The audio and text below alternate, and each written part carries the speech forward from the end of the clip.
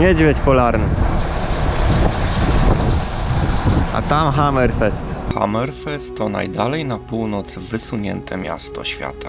A na tej wyspie, co tutaj jest, wydobywa się 5% całego gazu, który jest eksportowany z Norwegii. Na tej wyspie. To małe miasteczko ma około 10 do 11 tysięcy mieszkańców. Bardziej przypomina spokojne miasteczko portowe niż typową metropolię. Jaki troll. Co?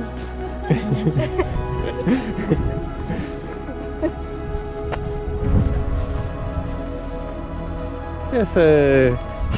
Gili, gili, gili, gili. Gili, gili, gili.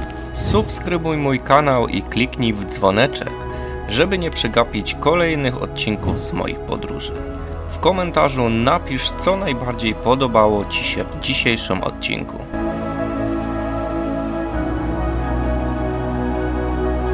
O. Cześć. Co? Jakie zęby ma? Do dentysty wyszedł. Co? Co, dziecko? Uwaga, renifery! Czym dalej jesteśmy na północ, tym więcej dzikich reniferów przebiega nam przez drogę. Z początku, widząc jednego na dzień, cieszyliśmy się. Teraz, po ponad tygodniu podróży, nawet kilka okazów w tym samym miejscu już nas nie dziwi. Oczywiście trzeba na nie uważać, bo wydają się bardzo nieostrożne. Zanim zobaczycie Hammerfest, pokażę Wam piękny spot. I got nightmares in my head, I fear that the thoughts build up until I can't hear, that my mind fills up into a creature, and it haunts me somewhere much deeper. I got nightmares in my head, I fear that the thoughts. No i ogólnie jeździmy cały czas wzdłuż takich widoków jak teraz. Tylko niestety jedzie się i jest tak. Drzewo, 3 sekundy szpara, taki widok. Znowu drzewo, drzewo, drzewo, drzewo, drzewo przez minutę. Znowu na 3-2 sekundy szczelina. I znowu taki widok. Także dosłownie ktoś by musiał cały czas jechać z zapalonym aparatem, żeby pstryknąć zdjęcie albo nagrać coś dłuższego niż parę sekund, bo tak to cały czas drzewa. Normalnie większość trasy to jest taki widok, czyli takie górki, taka Norwegia, ewentualnie coś takiego czasem się zdarza. A właśnie od czasu do czasu się zdarzają właśnie fiordy. Podczas całej naszej podróży to jest postój z najpiękniejszym widokiem, jaki mieliśmy okazję podziwiać. O, jak ładnie. Oczywiście to nie jest wszystko, co oferuje Norwegia. Generalnie najpiękniejsze widoki są, kiedy zahaczycie o Lofoty. Są to bajkowe krajobrazy Norwegii i widoki, które zapamiętuje się na całe życie. My niestety ich nie zobaczymy. No to są zwykłe domki, nie takie skansenowe, tylko zwykłe, tylko po prostu nałożone na nich mech. Torf, mech, możliwe. Pod tym jest folia, żeby to wiadomo nie gniło i tak se to jest. Jak widzicie, nawet można sobie tutaj domki wynająć i rozkoszować się takimi widokami na dłużej. W sumie fajny pomysł. Zamiast stawiania molocha to takie domeczki wkomponowane w otaczającą naturę. Oczywiście co jakiś czas macie stoisko z rękodziełem, ale tego już widzieliście u mnie dużo w poprzednim odcinku. Generalnie miałem dwie opcje na tą podróż. Jedna zahaczała o Lofoty, ale była bez Nordkapu. Druga opcja zahaczała o Nordkap, ale omijała Lofoty. Długo nad tym się zastanawiałem i mimo wszystko zdecydowałem się na Nordkap. Dzisiaj niestety żałuję. Nordkap rzeczywiście jest warty zobaczenia, ale patrząc na to, co mnie ominęło i czego zalążek widzicie tutaj, to uważam, że Lofoty są lepszym rozwiązaniem, kiedy musicie dokonać wyboru.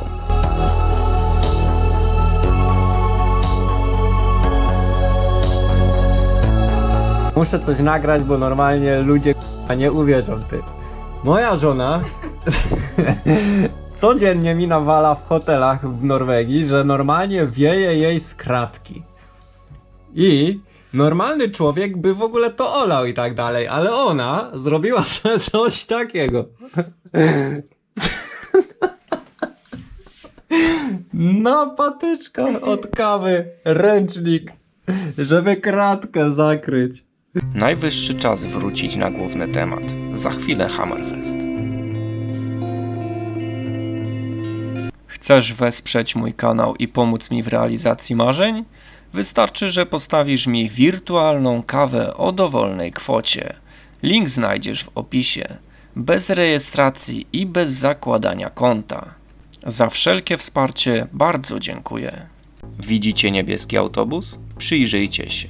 Bardzo mało ich widzieliśmy podczas podróży. Hammerfest ma ciekawą i trudną historię. Było ważnym portem handlowym już w XVIII wieku. Patrzcie jaki ptak.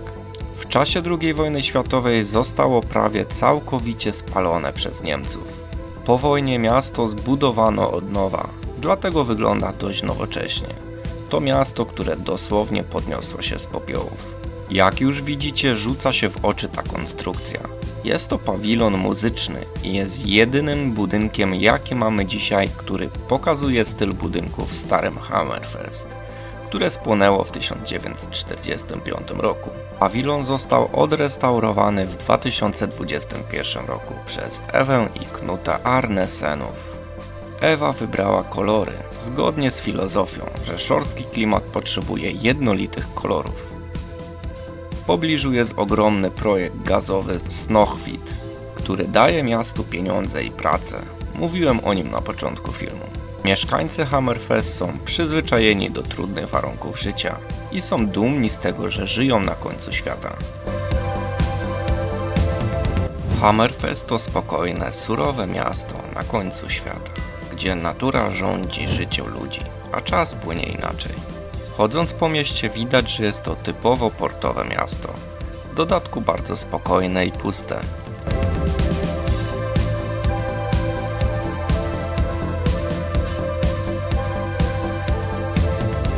Praktycznie wszyscy ludzie, których widzieliśmy, kręcili się w tej okolicy, bo akurat trafiliśmy chyba na jakiś koncert. Nie widać tego, ale jest lato i jest dosyć wczesna pora, a mimo to jest tu bardzo ponuro.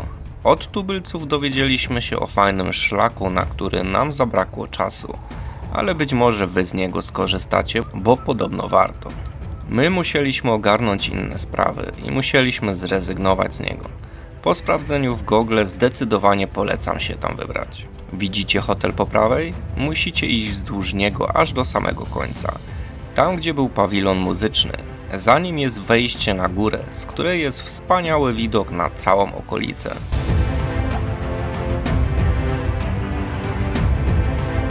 Hammerfest. Tam u góry jest jeszcze punkt widokowy, można sobie schodkami iść. Ale my się grzejemy na jutro, bo jutro będzie ciężki dzień. Zimny.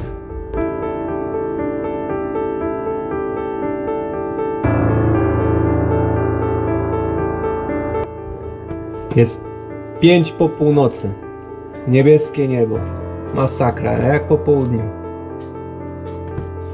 Zanim skończy się ten odcinek, musicie wiedzieć, że w Hammerfestie zimy są długie i ciemne.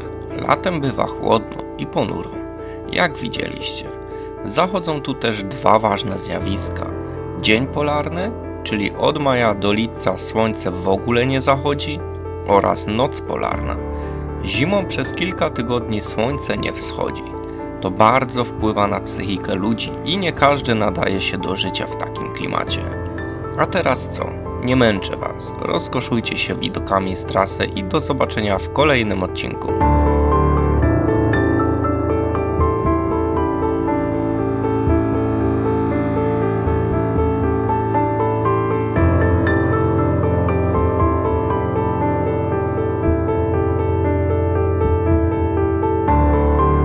Chcesz wesprzeć mój kanał i pomóc mi w realizacji marzeń? Wystarczy, że postawisz mi wirtualną kawę o dowolnej kwocie. Link znajdziesz w opisie. Bez rejestracji i bez zakładania konta. Za wszelkie wsparcie bardzo dziękuję.